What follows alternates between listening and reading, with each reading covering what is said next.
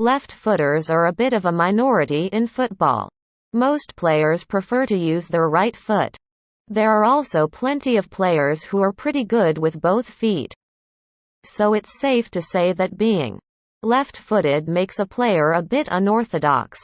For the same reason, they can prove to be tricky for defenders to go up against. As a result, teams need left-footed players as they enjoy a certain kind of advantage on the football pitch.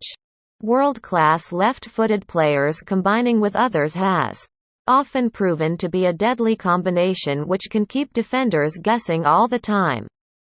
If we were to look back into history and pick out the greatest players to have graced the game, we would be here all day. But here, we will be taking a look at 5 of the greatest left-footed players of all time. Ryan Giggs. Manchester United legend Ryan Giggs was arguably the best player from the famed class of '92. He burst onto the scene as a fleet-footed teenager who was a nightmare to defend against. The Welshman moved on the football pitch with the grace of a gazelle and was part of Sir Alex Ferguson's dominant football teams in the 1990s and 2000s. Despite the many rebuilds Fergie had to do at Manchester United, Giggs was a part of it all. He has had a distinguished career, winning 12 Premier League titles, 4 FA Cups, 4 League Cups, 2 Champions League titles, an Intercontinental Cup and a FIFA Club World Cup. Giggsy was so technically adept that, even though he started off as a winger, he could play anywhere across the front line. He also played as a central midfielder and an attacking midfielder as he lost a yard of pace in his final years as a professional footballer. He holds the record for the most competitive appearances for Manchester United with 963. Giggs spent his entire career at the club, scoring 141 goals and providing 250 assists. Alfredo Di Stefano. Alfredi Di Stefano was Real Madrid's most dominant football player in the 1950s. He was a force of nature on the football field and could play in any position in midfield and across the front, but he was largely deployed on the left flank. Di Stefano scored a total of 246 goals in 302 appearances in his Real Madrid career. He played for 3 different national sides: Argentina, Colombia and Spain.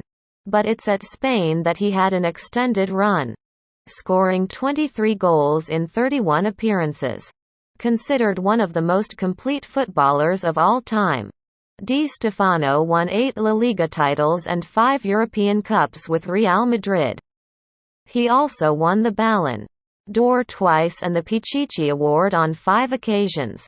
Ferenc Puskás is widely considered to be one of the greatest strikers of all time. He was a phenomenal goalscorer and netted 84 times in 85 appearances for the Hungarian national side. Puskás was also a left-footer who hardly ever used his right to get a shot away.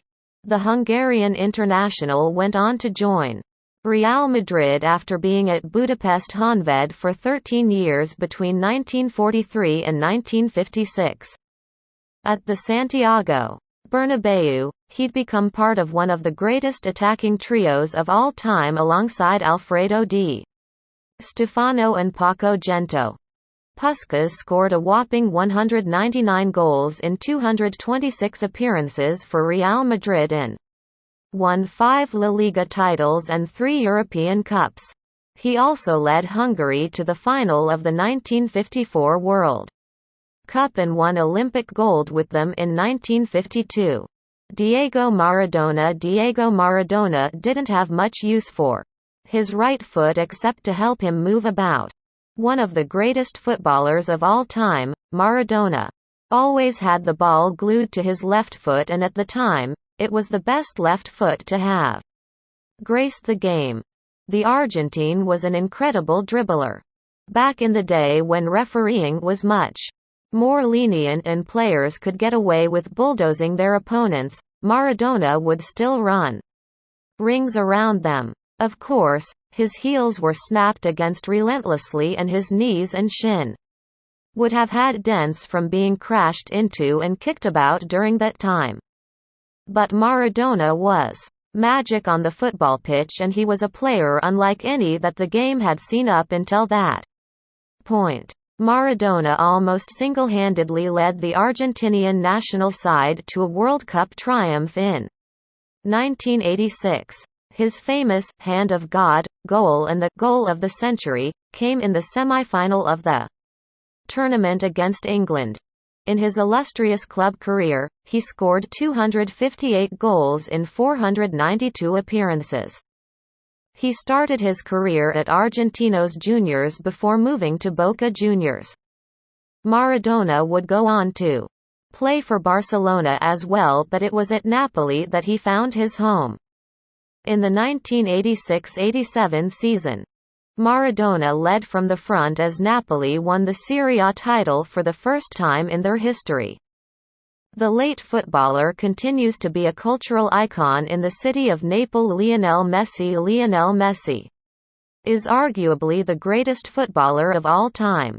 He was likened to the great Diego Maradona when he was still a teenager. Messi went on to deliver on that promise and then some. Like Maradona, Messi was a diminutive forward with incredible dribbling skills.